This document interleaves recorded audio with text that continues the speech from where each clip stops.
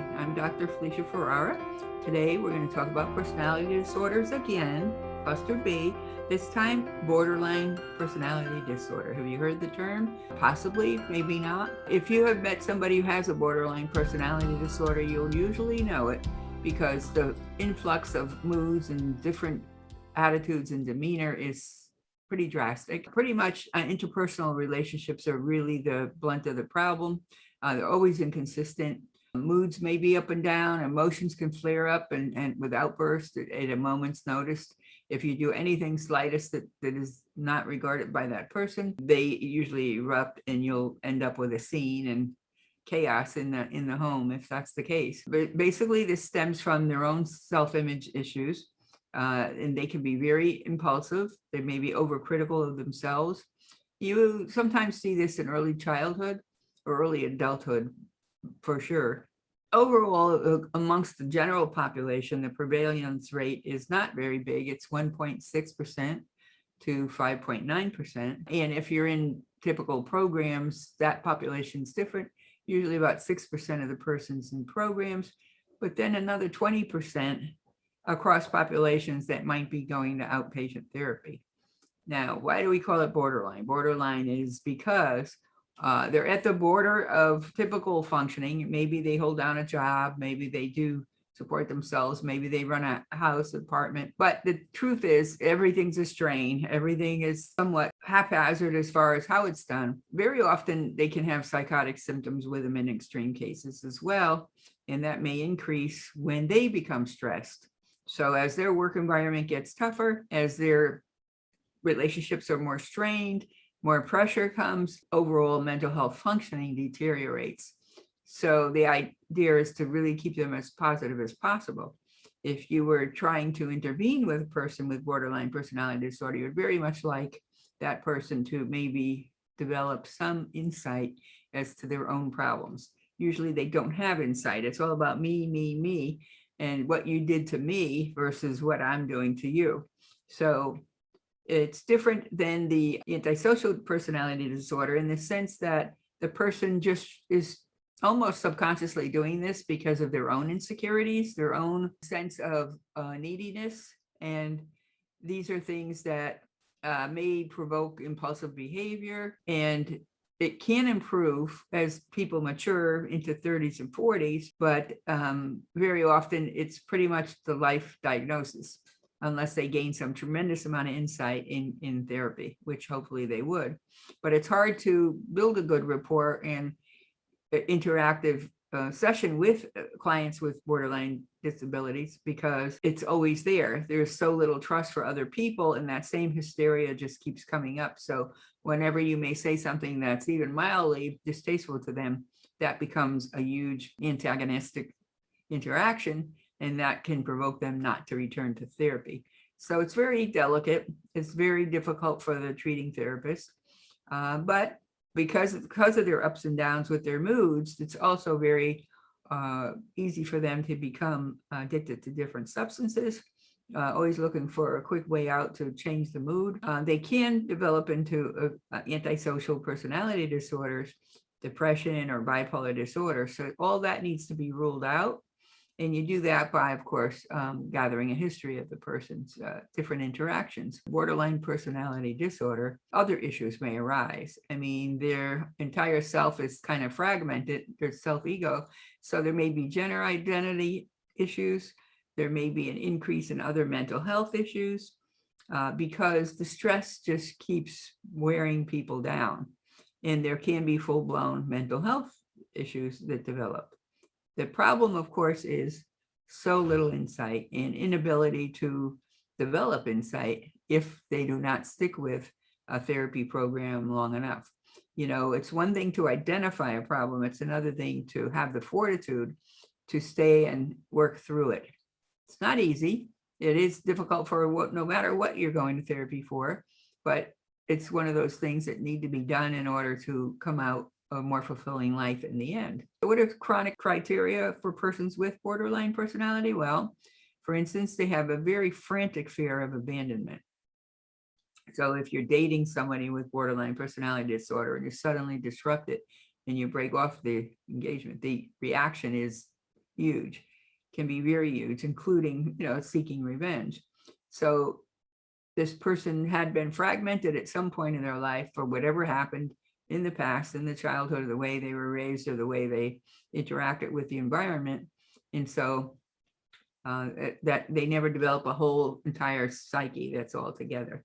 The second area is unstable and intense features interacting with others. Everything is a big deal. The slightest, if they are out for having cocktails and a drink comes with the wrong order, that's enough to blow them off into an irate state, just because it makes them feel stronger. It's like compensating for a poor self-image.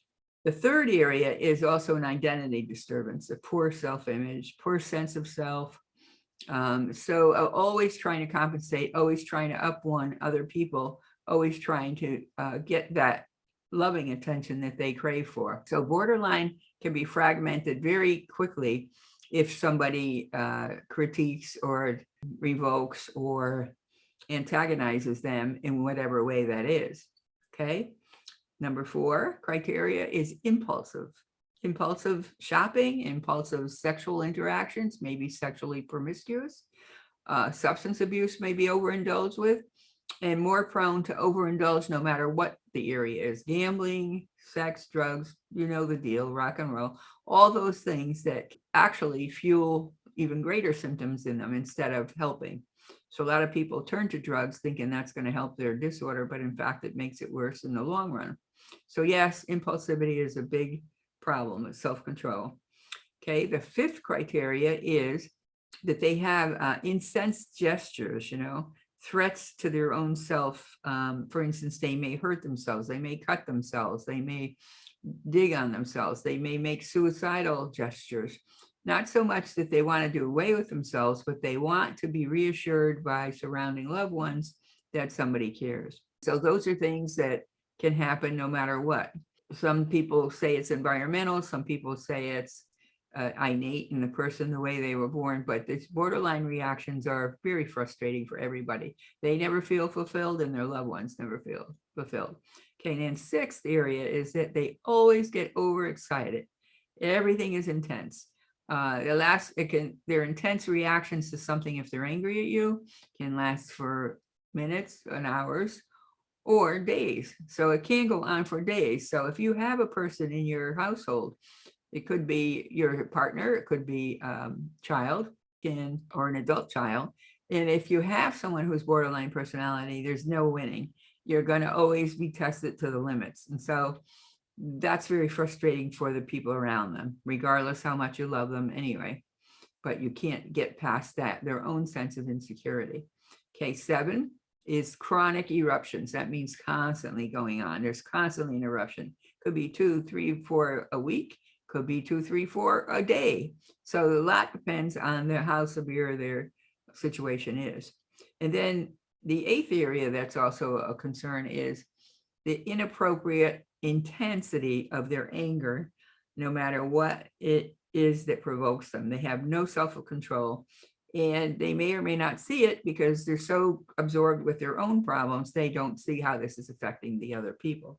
So yes, you do want to try to work around some of those things. And then finally, is their transient sense of stress, always on edge, always paranoid, always have an ideation that somebody's out to hurt them. And in the most extreme cases, it can lead to dissociative symptoms. So those are things that you should be work with that.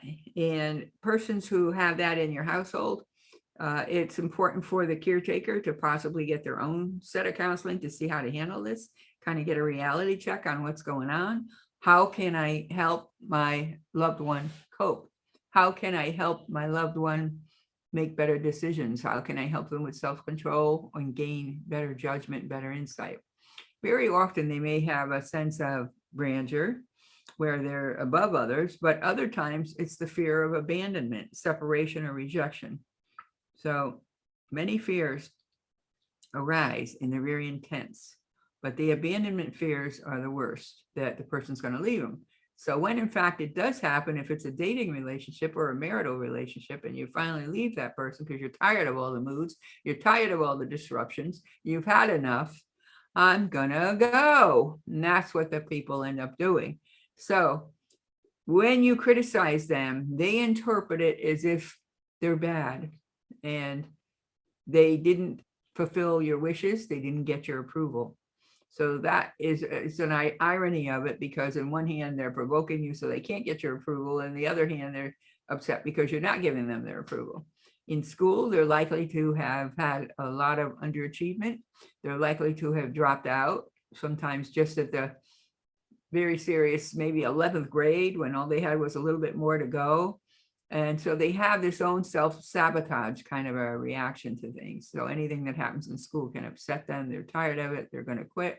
And that's all there is to it. The other thing too, there's also a body dysphoria where in fact they just don't like themselves at all. They don't like the way they look. And that adds to increased fears. It can be so severe that it leads to psychosis that interferes with them making interactions and positive relationships with people.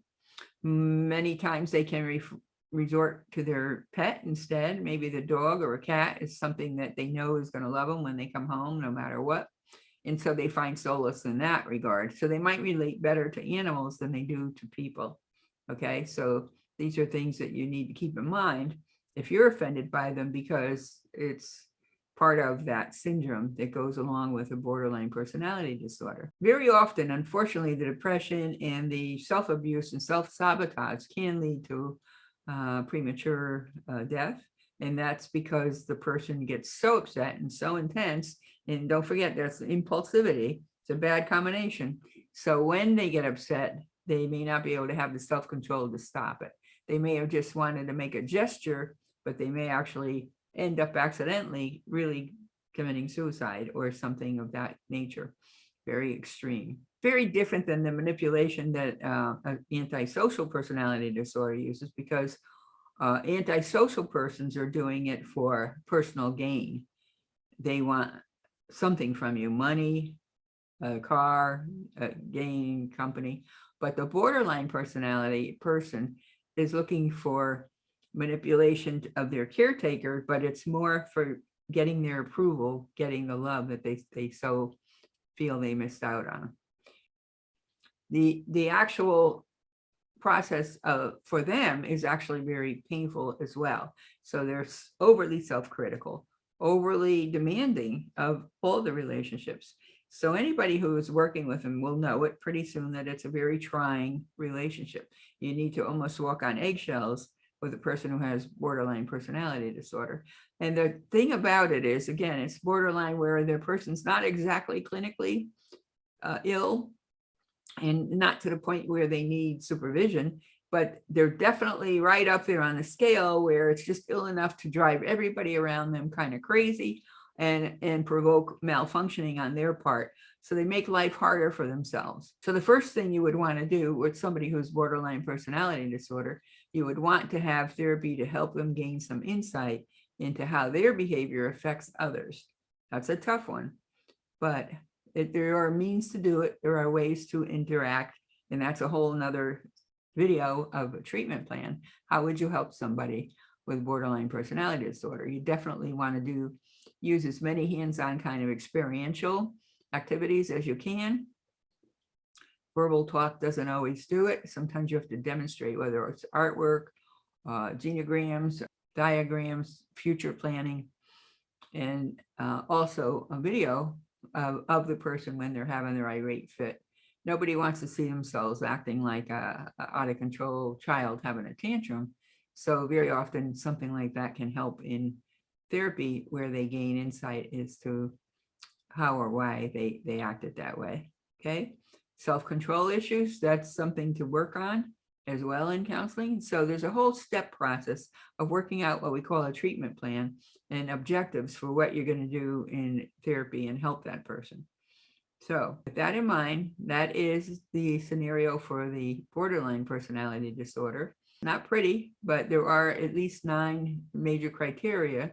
And as I said, it's a small amount, and the typical population is 1.5% to about 5.9 per the diagnostic manual, but also 6% in programmed and 10% outpatient populations, and 20%, as high as 20%, have psychotic symptoms, in which it will increase in age and added stressors.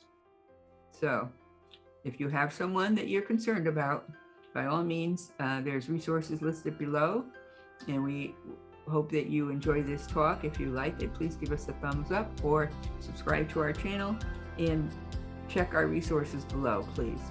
Okay, feel free to leave a comment. We promise we'll answer. And in the meantime, this is Dr. Ferrara saying, may you always walk in light. All right, God bless.